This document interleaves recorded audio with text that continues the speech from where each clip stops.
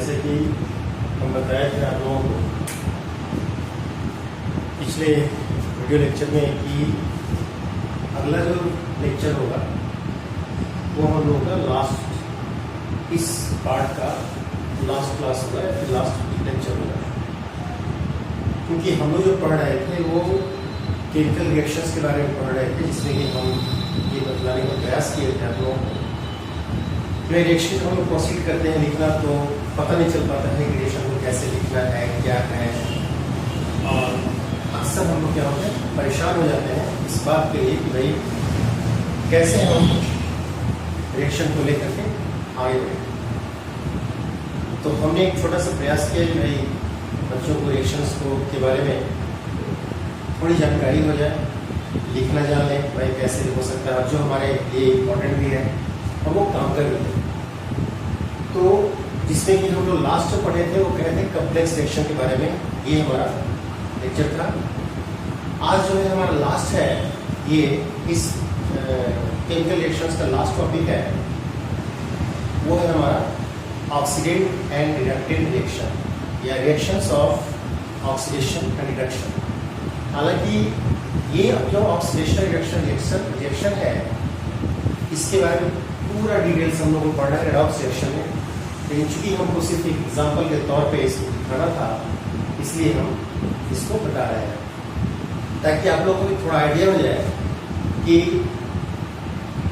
Oxidant and reductant reaction होता कैसे है, लिखते कैसे हैं।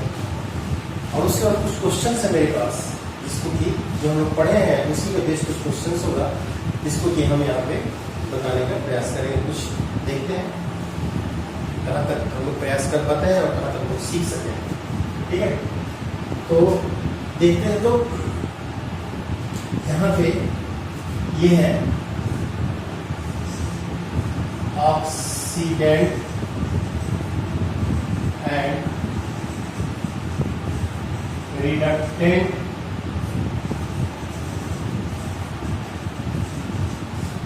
रिएक्शन और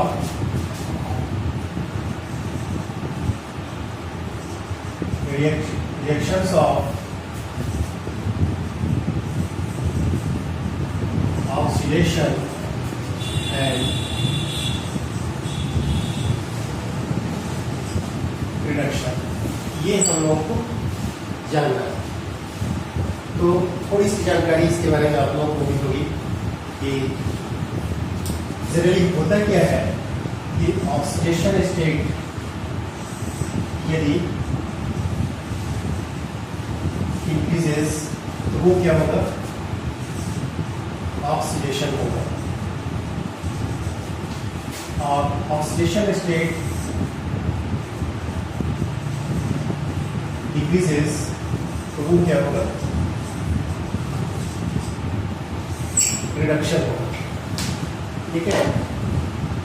तो ये जनरल कॉन्सेप्ट है हमारा, इसमें कि हम देखते हैं तो ऑक्सीडेशन स्टेट बढ़ता हुआ दिखाई देता है किसी चीज का, किसी एलिमेंट का, तो हम लोग बोलते हैं उसका क्या हो रहा है, ऑक्सीडेशन हो रहा है।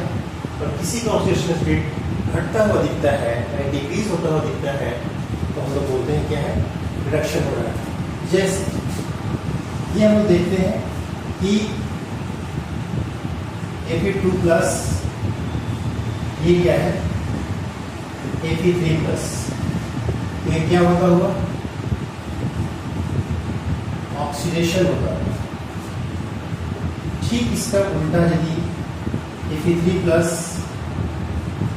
यहाँ से Fe2+ यानी ऑक्सीडेशन स्टेट घटता हुआ, तो हम लोग बोलते हैं क्या हुआ,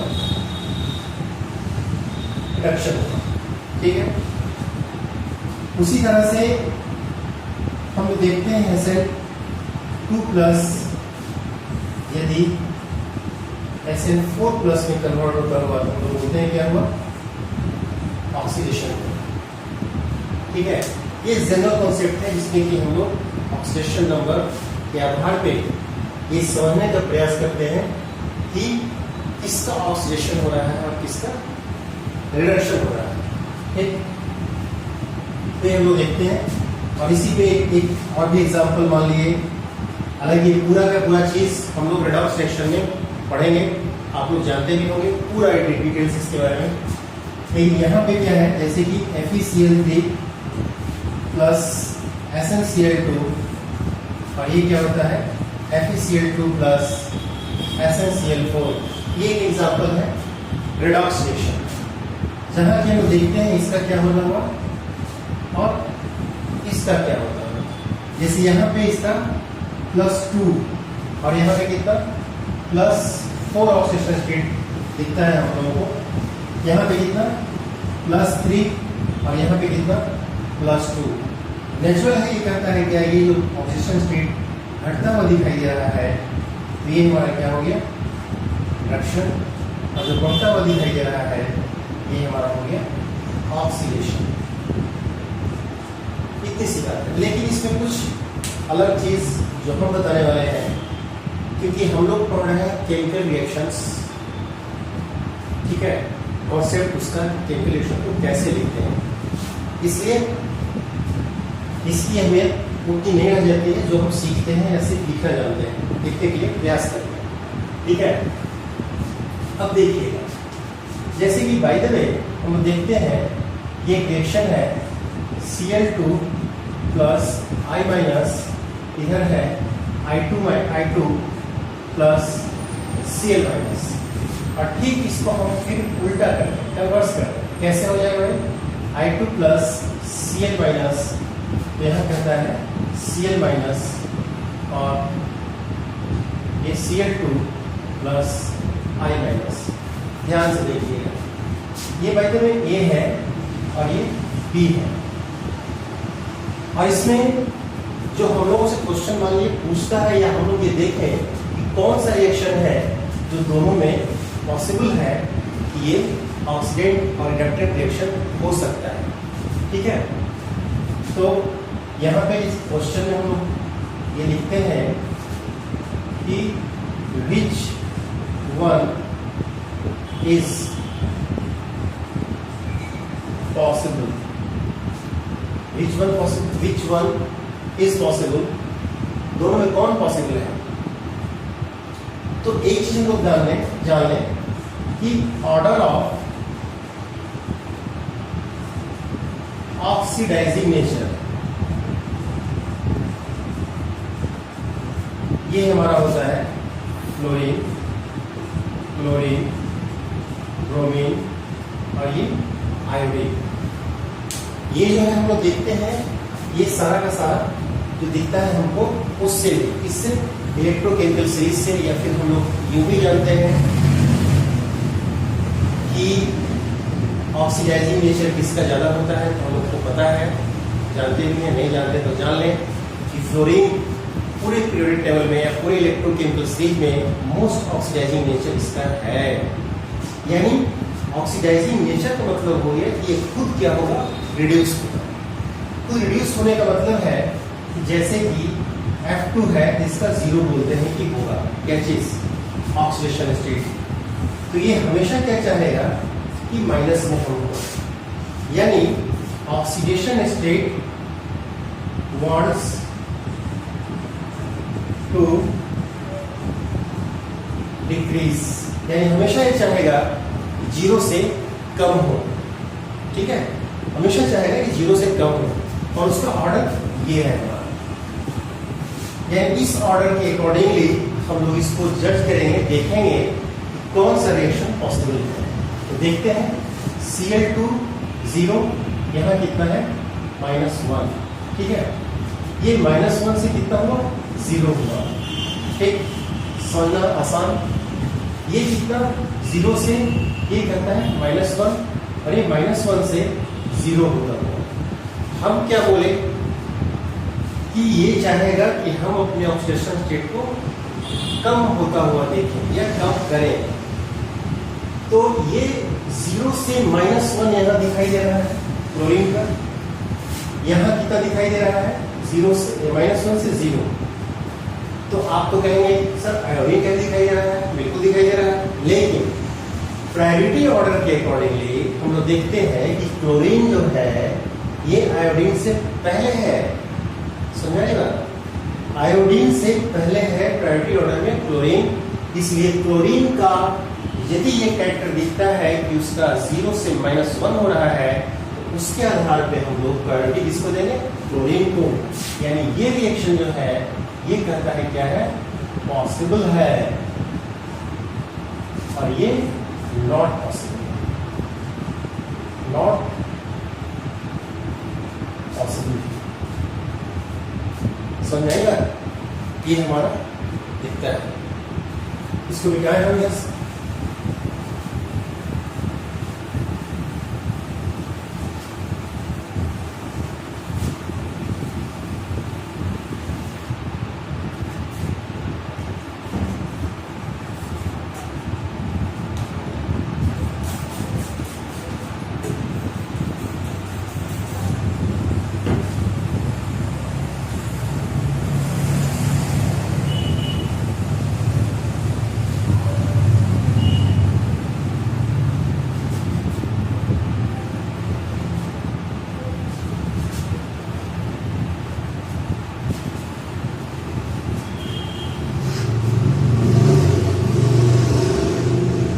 ठीक, ये हम लोगों ने देखा, तो ये पॉसिबल है।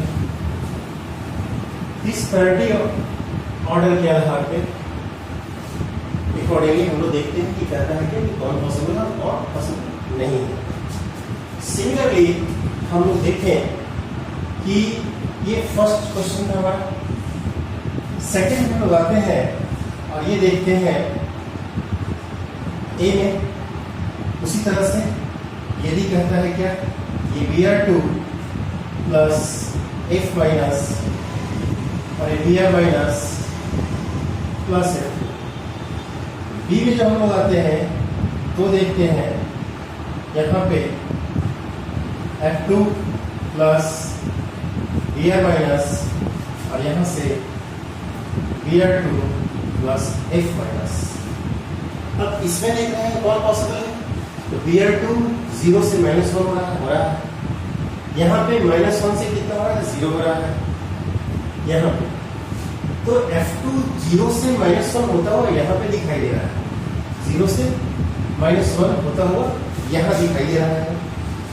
तो प्रायोरिटी ऑर्डर में फ्लोरीन को देख रहे हैं कि वो ब्रोमीन से बहुत पहले है, यानी जिसमें भी फ्लोरीन का 0 से माइनस होता हुआ दिखाई दे रहा है वो रिएक्शन पॉसिबल है, और जिसमें नहीं दिखाई दे रहा है यानी कि ब्रोमीन जिसमें दिखाई दे रहा है 0 से -1 वो पॉसिबल नहीं है अकॉर्डिंग टू इस प्रायोरिटी ऑर्डर। ठीक है,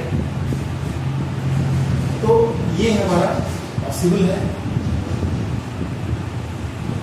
पॉसिबल रिएक्शन, इसकी पॉसिबिलिटीज होती है ऑक्सीडेंट रिएक्टेंट के अकॉर्डिंगली। अब आते हैं थर्ड नंबर। ठीक, यहां पे आते हैं थर्ड में, ए में यदि हमारे पास AClO3 प्लस Br माइनस और इधर से बोलता है क्या, KbRO3 प्लस Cl माइनस। इधर से आते हैं बी में और देखते हैं यहाँ पे KbRO3 plus Cl minus KClO3 plus यहाँ पे Br माइनस। तो यहाँ पे क्लोरीन का कितना +5 और यहाँ पे कितना -1, ब्रोमीन का -1, यहाँ पे कितना +5। सिमिलरली यहाँ देखते हैं ब्रोमीन का कितना +5, यहाँ पे -1, यहाँ पे +5, यहाँ पे -1। अब देख रहे हैं कि क्लोरीन का इसमें क्या है कि कम होता हुआ दिखाई दे रहा है। क्लोरीन का यहाँ पे देखते हैं तो ये कह रहा है क्या हो रहा है, रिडक्शन हो रहा है ना, कम होता हुआ दिखाई दे रहा है। यहाँ पे ब्रोमीन का देखते हैं तो यहाँ पे ब्रोमीन का हमारा रिडक्शन हो रहा है ना, यानी ऑक्सीडेशन स्टेट क्लोरीन और ब्रोमीन में जिसमें कि कम होता हुआ दिखाई दे रहा है अकॉर्डिंग टू प्रायोरिटी ऑर्डर उसकी पॉसिबिलिटीज होगी। यानी इसका +5 से -1 यानी हम देखते हैं ये बोलता है क्या होगा, पॉसिबल है, और ये नॉट पॉसिबल। ठीक है, ये हम लोग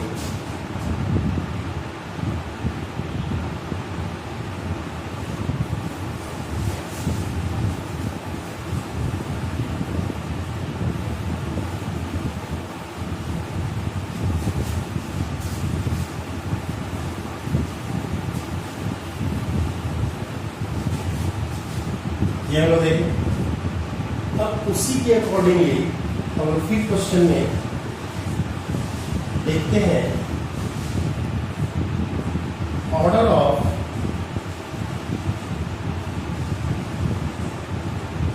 एसिडिक स्ट्रेंथ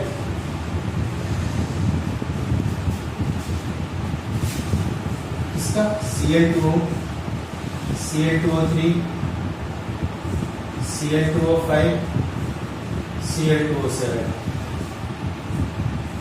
ये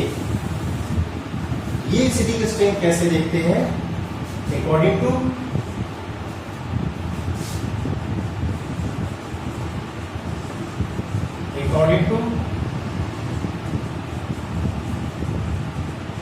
increasing oxidation state. Oxidation state यदि बढ़ता हुआ दिखाई देगा तो हम लोग देखेंगे उसका एसिडिक स्ट्रेंथ क्या होगा, ज्यादा।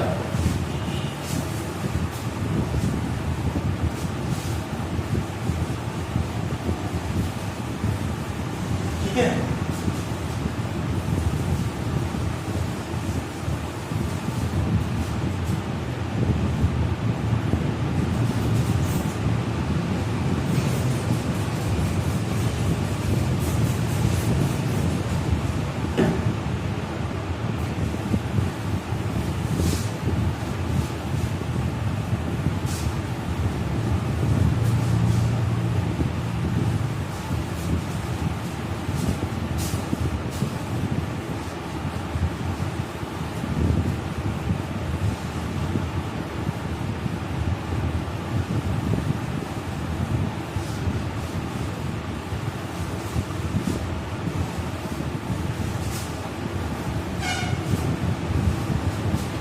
ये ऑक्सीडेशन स्टेट।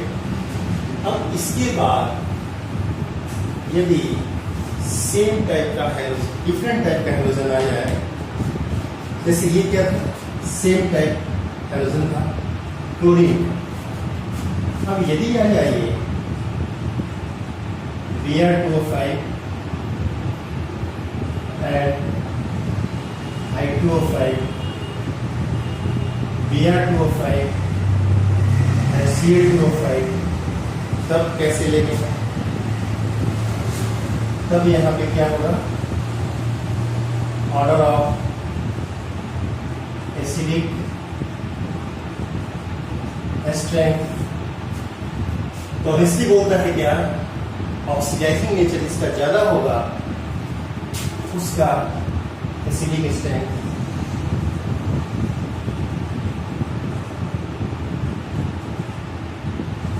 ज्यादा होगा। तो स्वाभाविक है ये कहने का मतलब इसमें इसका ज्यादा, इसमें इसका ज्यादा। ठीक, अब इसके अकॉर्डिंगली हम लोगों को ये दिया है order of acidic strength of the oxides Cl2O5, I2O5, Br2O5। तो हम लोग कैसे देखेंगे, आप लोग समझ में आ रहा होगा, बहुत ही आसान समझना। ठीक है, according to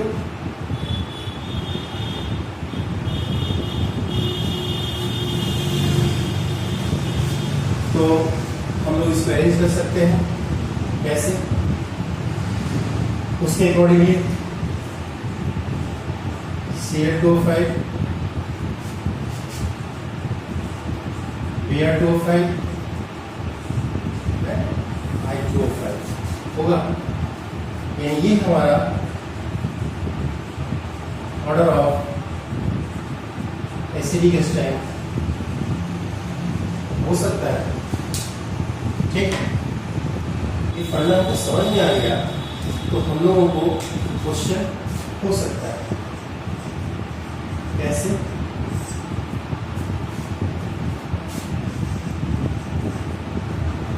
order of acidic strength of oxides Cl2O5 Br2O5 I2O5 A में Cl2O5 Br2O5 I2O5 B में Cl2O5 I2O5 Br2O5 C में I2O5 Br2O5 Cl2O5 and D में Br2O5 Cl2O5 I2O5 ये है। तो यदि हमें मालूम होगा इसका सही कॉन्सेप्ट तो इसका आंसर को पॉइंट आउट करने में या खोजने में या मारने में हमें जरा भी दिक्कत नहीं होगी। और नहीं यदि फंडा पता नहीं रहेगा तो हम लोग या तो गलत करके आएंगे या तो छोड़ कर आएंगे। तो सभी का जो कॉन्सेप्ट है वो उसी के अकॉर्डिंगली ये हमारा ठीक। तो हम बोले भी थे कि नेक्स्ट क्लास में हम कुछ क्वेश्चंस हमारा होगा जिसको कि आप लोगों को हम बताएंगे ठीक। तो ये हमारा समाप्त हो गया। क्या चीज जो देखे थे रिएक्शंस, फिर से एक बार सुन लेते हैं जहां से स्टार्ट हुआ था। रिएक्शंस के बारे में हमने बताया था हम लोगों को कि पूरे केमिस्ट्री में जनरली क्या होता है कि 4 ही तरह के रिएक्शंस होते हैं जिसको हम लोग बार बार पढ़ते हैं और सामने आता है, हमको परेशान करता रहता है। तो सबसे पहले क्या था, आयनिक रिएक्शन। दूसरा क्या था जो बतलाया था, वाटर एडिशन रिएक्शन, इसमें बहुत सारे क्वेश्चंस था, तो बहुत सारे ऑक्सीजन एसिड था प्लस एनहाइड्राइड ऑक्साइड था। ऑक्सीजन एसिड एनहाइड्राइड ऑक्साइड सारे के सारे उसी में हम लोगों ने पढ़ा। उसका दूसरा था कॉम्प्लेक्स रिएक्शन, कैसे कॉम्प्लेक्स रिएक्शन प्रोसीड करता है और कॉम्प्लेक्स रिएक्शन का जो प्रोसीडिंग होता है उसके बाद कैसे कॉम्प्लेक्स कंपाउंड का फॉर्मेशन होता है ये हम लोगों ने देखा। और ये चौथा जो था और लास्ट था ऑक्सीडेंट एंड रिडक्टेंट रिएक्शन या reactions of oxidation and reduction based, यानी ऑक्सीडेशन और रिडक्शन के आधार पे हम लोग रिएक्शन को देखते हैं। उसी के बेसिस पे हम लोगों ने क्या किया, ये ऑक्साइड्स के बारे में पढ़ा, ये ऑक्साइड्स का एसिडिक नेचर कैसा हो सकता है ठीक। अब हम लोग कुछ क्वेश्चंस को देखते हैं, है ना। जैसे हम लोग देखते हैं यहाँ पे आता है कि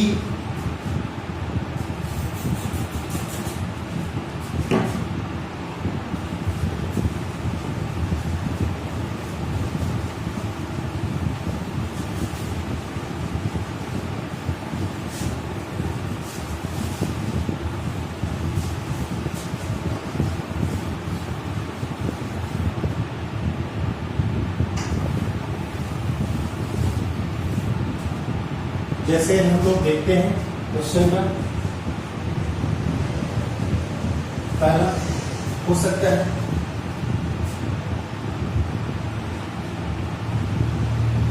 which one of them will be different from others।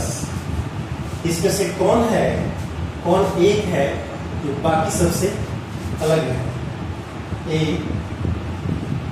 MgO, B ZnO, C SbO and D PbO। आप लोगों को समझ में आ गया है ना? कौन अलग है इसमें से? ये अलग है, ये अलग है। कैसे? On the basis of amphoteric. हम बोले थे कि क्वेश्चंस कैसे फॉर्म किया जाता है, कैसे जनरेट किया जाता है, किस तरह से आप लोग सोच सकते हैं क्वेश्चंस को बनाने के लिए। ये हम पिछले क्लास में बोले थे कि हम लोग अगली बार ये सीखें।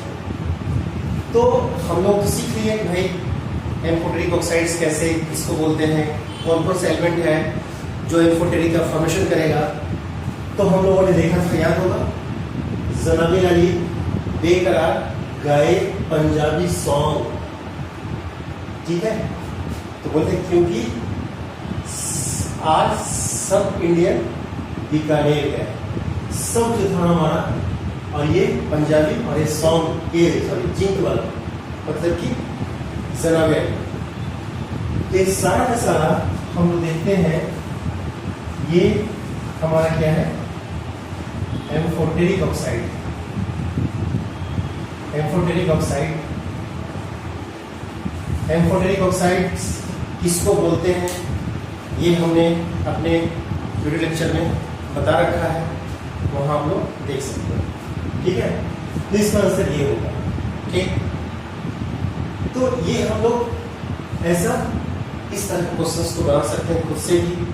बहुत सारे क्वेश्चंस आप लोग खुद से बना सकते हैं। और हाँ, ये कोई जरूरी नहीं है कि जैसा हम सोच रहे हैं वैसा ही आप लोग भी सोचिए या सोच सकते हैं।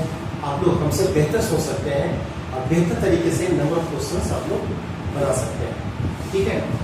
जैसे फिर से आते हैं और बोलते हैं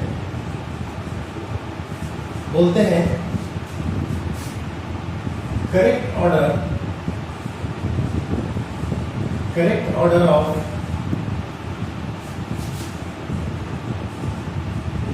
acidic strength of following oxides वो कौन कौन हो सकता है?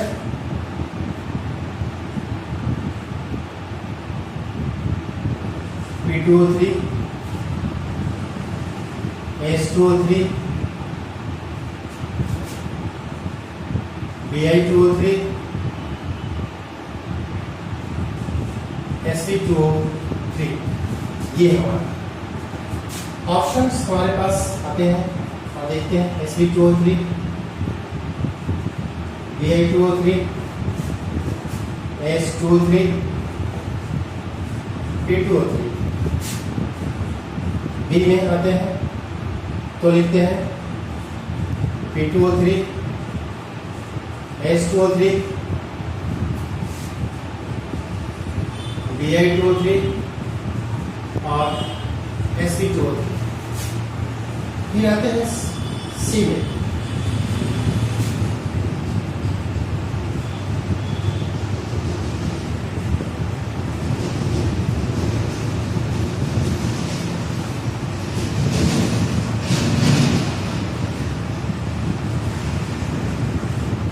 ये हमारा, और डी में आते हैं और तब हमारे पास हो जाता है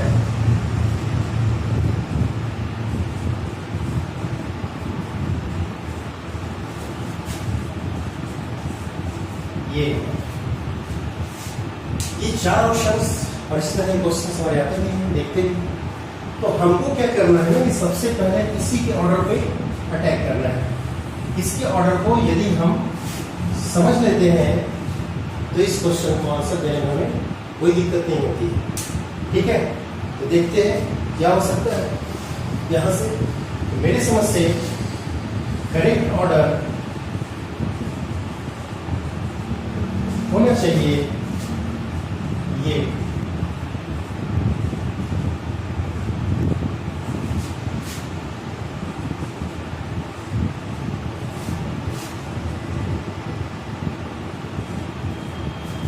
ऑफ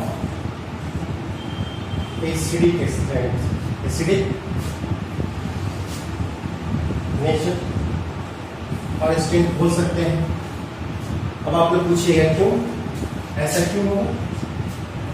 ऐसा क्यों होगा?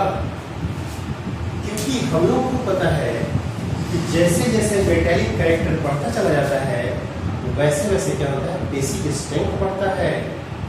ठीक है, तो हम लोग को पता है कि मेटेलिक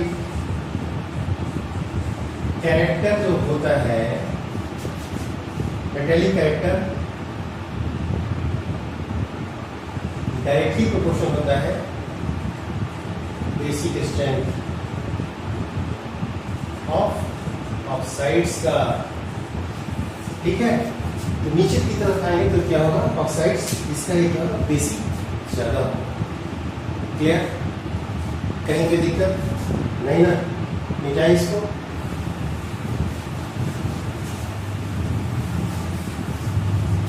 करेक्ट ऑर्डर इसका ये, ऑप्शन कुछ भी रहे हमको उसका करेक्ट ऑर्डर पता होना चाहिए कि क्या हो सकता है, उसका करेक्ट ऑर्डर क्या होगा और क्यों होगा।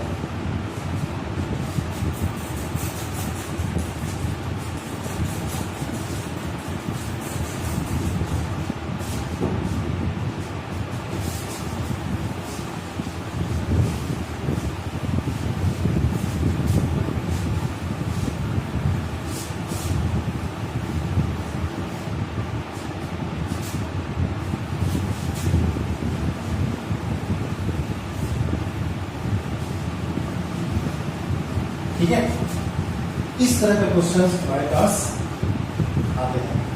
ठीक, ये चीज हमारा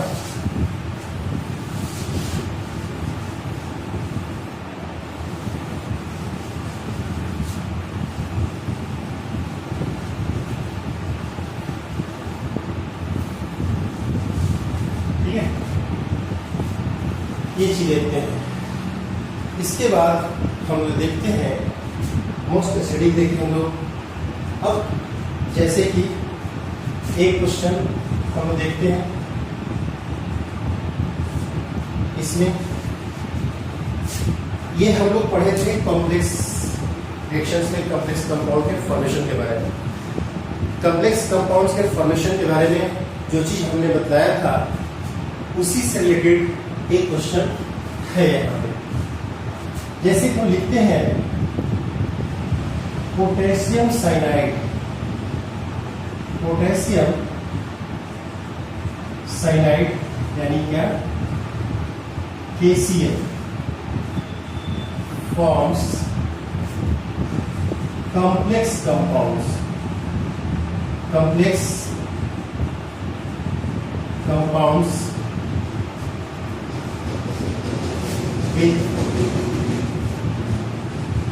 FeCl3 and FeSO4।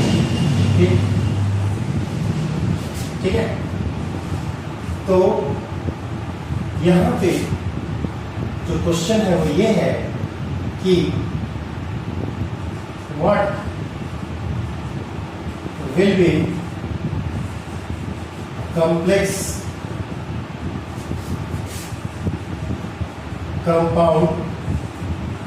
compounds for A and B। ठीक है, क्वेश्चन समझ आ रहा है। Potassium cyanide forms complex compounds with FeCl3 and FeSO4 के साथ। तो सबसे बड़ी बात यह है कि पोटेशियम साइनाइड हमारा ये, ठीक है, ये हमारा पोटेशियम साइनाइड और इसके साथ हमने रिएक्शन कराया एक बार FeCl3 को और दूसरी बार FeSO4, और यहाँ पे कंपाउंड A और यहाँ पे कंपाउंड B, और एक कौन सा कंपाउंड, कॉम्प्लेक्स कंपाउंड।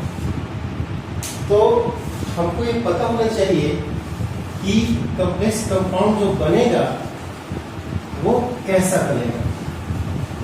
ऑप्शंस लिखने में काफी टाइम लगेगा, फिलहाल इससे भी क्वेश्चन आ सकता है, बच सकता है, हम देख सकते हैं ऑप्शन में A और B करके दिया हुआ रहेगा।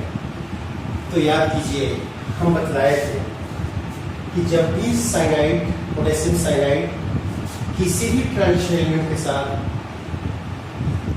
यदि वो कॉम्प्लेक्स कंपाउंड का फॉर्मेशन करता है, एक्सेप्ट कॉपर, जो उसमें मेटल का ऑक्सीडेशन स्टेट रहेगा वही उसके कॉम्प्लेक्स कंपाउंड में मेंटेन रखेगा।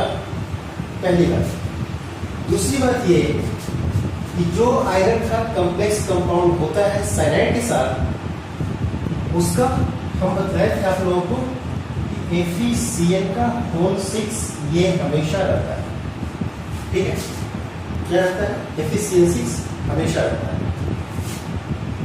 तो यहाँ पे क्या होगा कि पोटेशियम हमको रखना होगा, बताया थे कि कॉम्प्लेक्स जब बनाएगा तो पोटेशियम रहेगा। तो यहाँ पे ऑक्सीडेशन स्टेट कितना दिखाई दे रहा है, 3 दिखाई दे रहा है ना, 3। तो इसके अकॉर्डिंगली यदि हम कॉम्प्लेक्स कंपाउंड का फॉर्मेशन करते हैं तो यहाँ पे होना चाहिए कितना, 3 इसके अकॉर्डिंग। ठीक है, और इसके अकॉर्डिंगली देखते हैं तो कितना है, 2। तो FeCl का होल 6 ये हमेशा साथ, यहाँ पे पोटेशियम है तो कितना है यहाँ पे, 2, यहाँ कितना, 4, यानी A हमारा हो गया ये और B हो गया ये। समझना आसान। और ये हमने आप लोगों को पूरा डिटेल्स बतलाया है इसके पिछले वाले क्लास में, यानी पार्ट 3 जो वीडियो था उसमें हम लोगों ने देखा था किसका, कॉम्प्लेक्स रिएक्शन का। तो ये हमारा कंपाउंड कॉम्प्लेक्स बन करके तैयार। तो ये आंसर हमारा हो सकता है, इसको बहुत तरह से ऑप्शन दे सकता है, आप लोग भी दे सकते हैं। कैसे भाई, तो ए यदि मान लिए है, ए है तो उल्टा करके एक बार इसको उल्टा, बी में दोनों समान यानी दोनों में K3, सी में K4 और डी में सही ऑर्डर दे सकता है, ए में ये, बी में ये, किसी में हो सकता है इसको पहले कर दे इसको बाद में कर दे, और हम लोग देखेंगे कि दोनों सेम है। लेकिन नहीं, ए में कौन होगा, बी में कौन होगा, ये हम लोग देख करके ऑप्शन में सही मान सकते हैं। क्लियर, कोई दिक्कत इसमें नहीं। ये क्वेश्चन इस तरह का हमसे पूछ सकता है और ये हमने आप लोगों को बतलाया है पूरा करके। ठीक है, अब एक चीज और देखिएगा, जैसे कि इसमें क्या जाते हैं,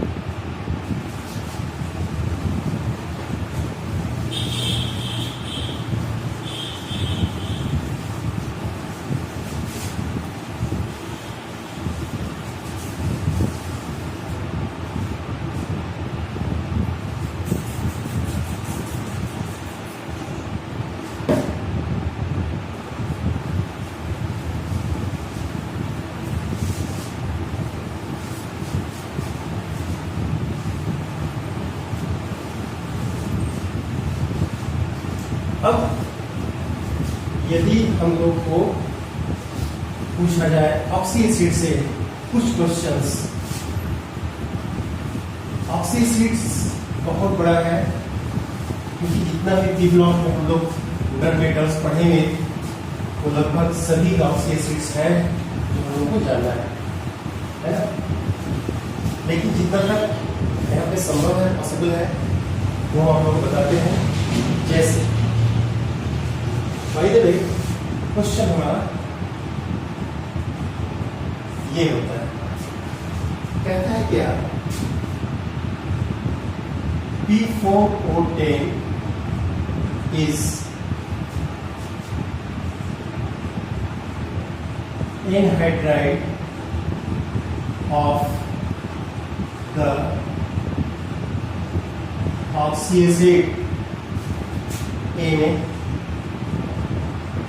H3PO2 बी में, H3PO3 सी में, H3PO4 और डी में H4P2O7। ये तो P4 और 10 जो एनहाइड्राइड है, एनहाइड्राइड ऑक्साइड है, वो किसका ऑक्सी एसिड हो सकता है? इसका ऑक्सी एसिड कौन सा हो सकता है? तो हम जान लें कि P4 और 10 हमारा जो है वो P2O5 का डबल है, यानी ये फास्फोरस पेंटाऑक्साइड ही है। और हम लोगों को पता है कि P2O5 को जब हम लोग H2O से ट्रीट करवाते हैं तो बनता है हमारा H3PO4, ठीक है, H3PO4 बनता है। तो सीधी सी बात है कि कहना है क्या इसका जो ऑक्सी एसिड हो सकता है, कौन हो सकता है? ये H3PO। अब एक चीज हम लोग जान लें, जैसे कि ये क्वेश्चन मेरे सामने आया, अब जब हम लोग पढ़ना शुरू करेंगे, यानी कुछ जानकारी हम हासिल कर लेंगे, कुछ मेरे पास ज्ञान आ जाएगा, ज्ञान का आधार थोड़ा मजबूत होगा या मजबूत हो जाएगा, तो हम लोग देखेंगे कि बारी बारी से सर आएगा। तो इसमें हमारे पास जो जानकारियां होनी चाहिए वो क्या क्या होना चाहिए? तो ये H3PO2 का, H3PO3 का, H3PO4 का और H4P2O7 का हमको नेम पता होना चाहिए, क्या क्या बोलते हैं, ठीक है, और इसका स्ट्रक्चर, ठीक। तो ये हमारा क्या होता है, तो देखते हैं, वो हाइपोफॉस्फोरस एसिड बोलते हैं इसे, हाइपोफॉस्फोरस एसिड बोलते हैं इसे, ठीक है। यहां क्या बोलेंगे? ऑर्थो फॉस्फोरस एसिड बोलते हैं इसे। इसको क्या बोलेंगे? ऑर्थो फॉस्फोरिक एसिड बोलेंगे इसे। इसको क्या बोलेंगे? पायरोफॉस्फोरस एसिड, पायरोफॉस्फोरस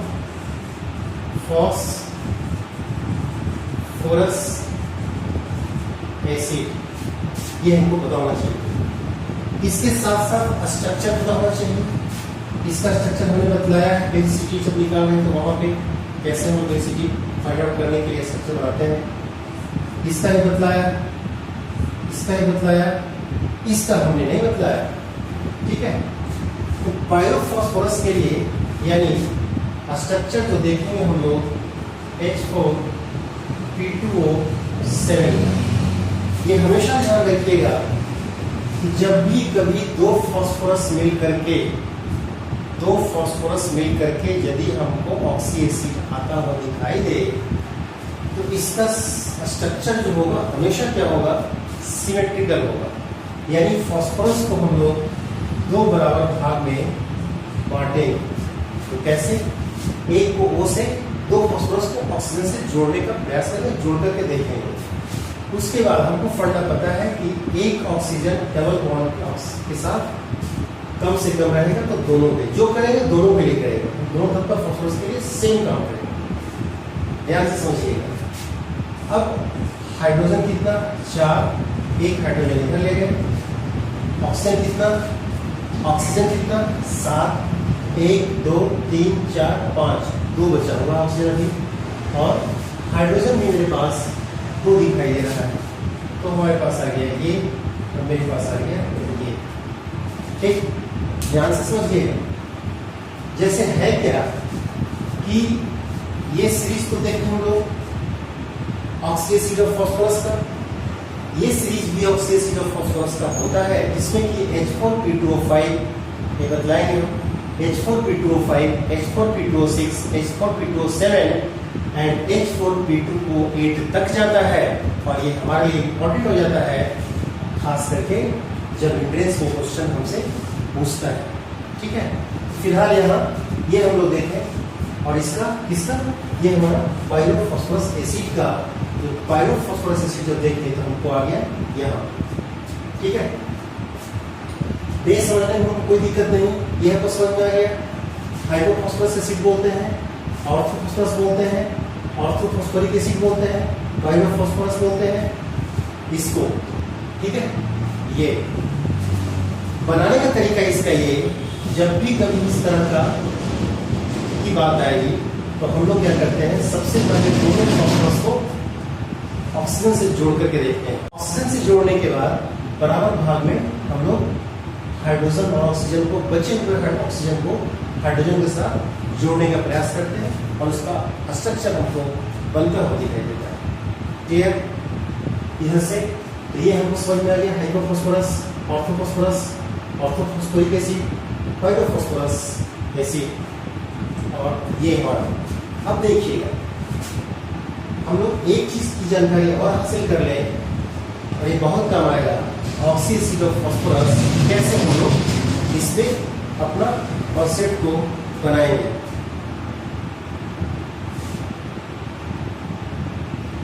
तो ध्यान से देखेंगे हम लोग, ये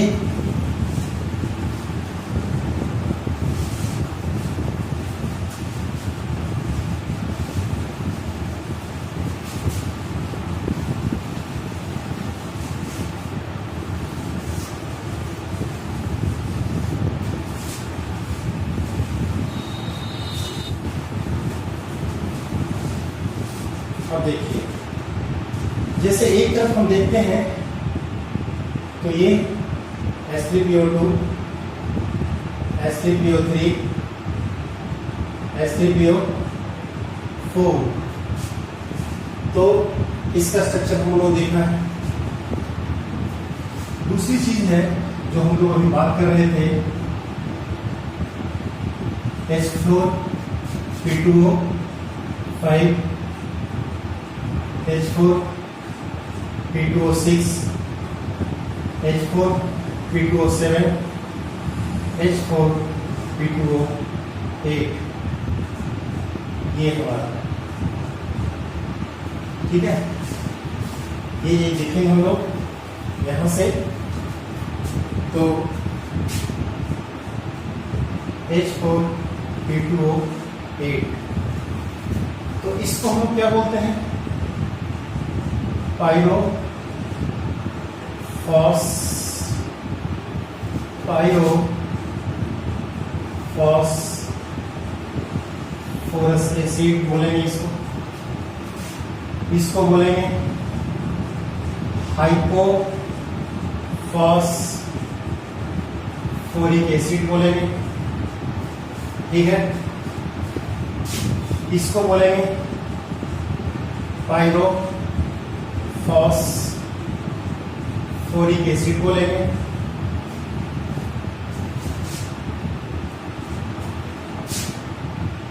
इसको बोलेंगे डाई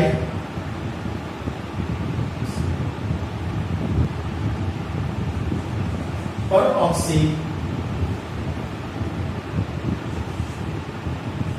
फॉस्फोरिक एसिड, ये इसको हम लोग डाई परऑक्सीफॉस्फोरिक एसिड और इसको पर ऑक्सी डाई फॉस्फोरिक एसिड भी बोलते हैं। ये हमारा, तो दो चीज हम लोगों ने देखा, इसके बारे में बताया था हमने। ठीक है, पायरोफॉस्फोरस एसिड बोले थे इसको बोले थे ऑर्थोफॉस्फोरस, ऑर्थोफॉस्फोरिक। ठीक है, ये हम देखे थे।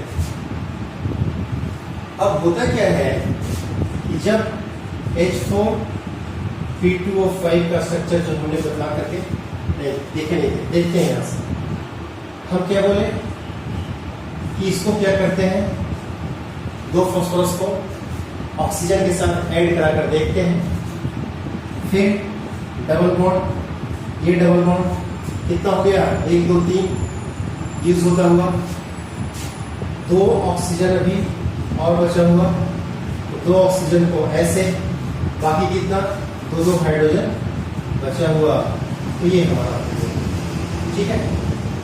फिर चलते हैं तो देखते हैं किसका H4P2O6 के बारे में, H4P2O6 के बारे में।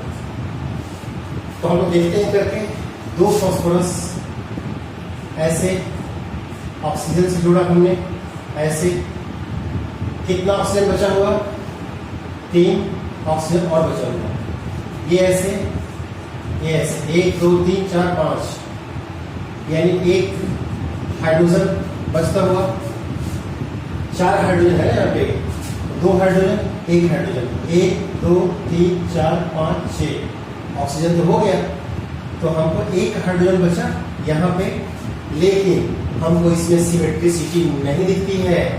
हमने क्या बताया था कि हमको दोनों तरफ, दोनों फास्फोरस पे सेम सिमेट्री दिखना चाहिए, सिमेट्री दिखना चाहिए, यानी सेम हमको दिखना चाहिए सब्स्टिट्यूएंट्स। तो यहाँ OH एक H, OH एक H, यहाँ ऐसा नहीं दिखता है, इसका मतलब कि ये इसका स्ट्रक्चर एग्जिस्ट नहीं करेगा, ठीक है। तो इसका स्ट्रक्चर हम देखते हैं तो फिर कैसे हो सकता है, तो इसका मतलब है कि 2 फास्फोरस को इसमें जोड़ना होगा। क्या करना होगा, 2 फास्फोरस को जोड़ना होगा, ये हमारे पास ऐसे ऐसे। अब आपको समझ में आ रहा है कि 2 ऑक्सीजन यूज हुआ, अभी 4 ऑक्सीजन का बचा हुआ है, 4 हाइड्रोजन भी है, इसका मतलब कि अब हमारा आता हुआ दिखाई दे रहा है ये हमारा, ठीक है। यानी ये जो है H4 कितना P2O6 का ये स्ट्रक्चर, H4P2O6 का ये स्ट्रक्चर होगा, ये नहीं होगा, ठीक है। ये इसका स्ट्रक्चर नहीं होगा, ये होगा। यानी ये ध्यान देने वाली बात है कि हाइपोफॉस्फोरिक एसिड में 2 फास्फोरस एक साथ जुड़ा हुआ आ सकता है, और यहाँ पे भी क्वेश्चन आ सकता है। कैसे क्वेश्चन आएगा पहले वो देख लेते हैं। फिर आते हैं इसमें H4P2O7, H4P2O7 में जब हम लोग आते हैं तो हमने क्या कहा था कि 2 फास्फोरस को हम लोग ऑक्सीजन से जोड़ करके देखेंगे। देखते हैं, 3 हो गया, अब दिखता है ये ऐसे, ये ऐसे, ये ऐसे दिखता है ना। मैं बता अभी कुछ देर पहले हम लोगों ने बनाया था इसे, है ना। 2 2 4 1 2 3 4 5 6 7, यानी सही है इसका स्ट्रक्चर, दोनों तरफ सिमेट्री दिखता हुआ दिख रहा है ना। एक बच गया हमारा H4P2O8, तो पर ऑक्सी डाई फॉस्फोरिक एसिड हम लोग बोलते हैं, डाई फॉस्फोरिक एसिड पर ऑक्सी इसमें है, ध्यान दीजिएगा। पर ऑक्सी का मतलब, इसका मतलब है इसमें पेरोक्साइड लिंकेज होगा, यानी इसमें कहता है क्या कि 2 ऑक्सीजन इस तरह से जुड़ा हुआ हमको दिखाई देगा। तो 2 में से 8 में से 2 का यूज हो चुका, 2 ऑक्सीजन को हम ऐसे रख सकते हैं जो इसके लिए एसेंशियल है, अनिवार्य है, बिल्कुल ये हमारे पास। अब हाइड्रोजन कितना, 4 1 2 3 4 है ना, 2 और 2 4 हाइड्रोजन देखते हैं, एक ऐसे, फिर ऐसे 1 2 3 4 5 6, ठीक है। यहाँ पे सॉरी 8 है ना, ये 7 तो हो गया ना, यहाँ से वो 7 बना रहे थे, 7 में बन गया। अब यहाँ पे आता है हम लोग का कौन सा, H4P2O8 का स्ट्रक्चर हम लोग बनाने का प्रयास कर रहे हैं। सेल वाला बन गया ना, ये सेल वाला तो ये है, 8 वाला बनाने का हम प्रयास कर रहे हैं। तो 1 2 3 4 5 6 हो चुका, ये हम लोगों का 7, ये हम लोगों का 8, ये हमारा ऑक्सी एसिड बनता हुआ दिखाई दे रहा है, इसका फास्फोरस का। अब इस पे बहुत सारा क्वेश्चन पूछता है, जैसे which one of the oxy acid has peroxide linkage. अब ऑप्शन रहेगा ये, ठीक है। Which one of the oxy acid has peroxide linkage of phosphorus, ये हमारे पास देख रहे हैं। Which one of the oxy acids of phosphorus is attached with to phosphorus, ऐसे ऐसे देख सकते हैं हम लोग। नंबर ऑफ क्वेश्चन से बना सकते हैं, उससे भी ज्यादा कुछ होगा तो मैच करने के लिए आ सकता है। एक तरफ इसका नेम, दूसरी तरफ इसका स्ट्रक्चर, और ये आता है। बात समझ में आ रही है? इतने सारे क्वेश्चंस को यदि हम लोग अपने दिमाग में रखें या खुद भी बना सकते हैं। जो भी चैप्टर हम लोगों ने पढ़ा उसमें देखें क्या ये पढ़ेंगे, यानी जो टॉपिक हम लोगों ने पढ़ा उसमें क्या हुआ कि क्वेश्चंस उससे ये हमारा बन सकता है। इतने सारे क्वेश्चन, बहुत सारा क्वेश्चन बन सकता है। अब जैसे ये लिखा है इधर से,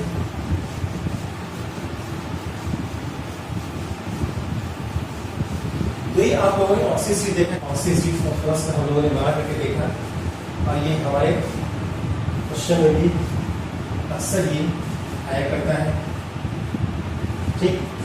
तो इसी तरह से हम लोग आगे के क्वेश्चंस का डिस्कशन करते रहेंगे। जो भी हमारा चैप्टर होगा, जो भी टॉपिक होगा, उससे रिलेटेड जरूरत पड़ा तो 1-2 क्लास ज़्यादा भी लेंगे, लेकिन क्वेश्चंस आपके सामने आने चाहिए, आपको भी क्वेश्चन बनाने का तरीका पता होना चाहिए। और हाँ, इसके बाद चूंकि 12th बोर्ड का एग्जाम बहुत पास है, आने वाला है, तो हम अब कोशिश ये करने जा रहे हैं कि इसके बाद का जो भी हमारा वीडियो लेक्चर होगा उसमें 12th बेस्ड जो सिलेबस है, जो चैप्टर होगा, वो सारा का सारा हमारा चैप्टर चलेगा। उसको हम सीरीज वाइज देते रहेंगे आप लोगों के सामने, और उस जो भी चैप्टर हमारा होगा उसमें जो रिलेटेड क्वेश्चन है एनसीईआरटी का, खास करके टेक्स्ट हो गया, एग्जाम्पल हो गया, एक्सरसाइज हो गया, वो सारा का सारा टॉपिक में रेफरेंस दे करके क्वेश्चन का हम बतलाते भी रहेंगे। ये क्वेश्चन आपके इस एक्सरसाइज में है, ये आपके टेक्स्ट में है, ये कैसे बनेगा, इसको बनाने का अप्रोच क्या है, वगैरह वगैरह, जिससे कि आने वाले 12th का जो बोर्ड का एग्जाम होगा उसमें बच्चों को दिक्कत एकदम नहीं हो। जहाँ तक हो सकेगा हम कोशिश करेंगे कि भाई आप लोगों की परेशानी कम से कम हो सके, ठीक है। तो ठीक है, फिर मिलते हैं अगले क्लास में।